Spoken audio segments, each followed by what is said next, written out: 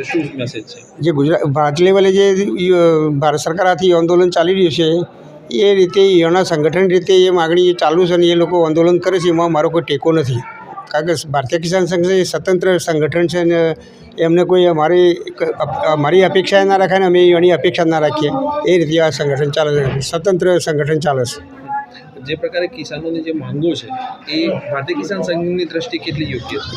યોગ્ય છે, માગણીઓ યોગ્ય છે, પણ એ આંદોલન જે ચાલે છે એ બરાબર નહીં ચાલતું. જે આતંકવાદીઓ કહીએ તો એ ચાલે સાહેબ. જે રાષ્ટ્ર વિરોધી પ્રવૃત્તિઓ કરતા હોય ને મને કંઈ ઉપદ્રવ થાય, આજે સૈનિકોનું જો નુકસાન કરતા હોય બોર્ડર ઉપર, સૈનિક છે આખો રાષ્ટ્રનો પ્રતિક છે, આજે એ આંદોલનની અંદર સૈનિકોનું નુકસાન કરી એ યોગ્ય મને નહીં લાગતું. એટલે એ માગણીઓ તો વ્યાજબી છે, એમાં ના નથી, પણ વાસ્તવિકતા એ અમારી માગણીઓ એ ભારતીય કિસાન સંઘની માગણીઓ એ જ છે.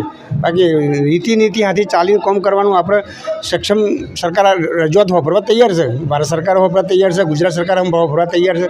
એટલે એનો નિવાડો લાવવો હોય તો બેઠકો કરીને એનો નિવાડો લેવાય.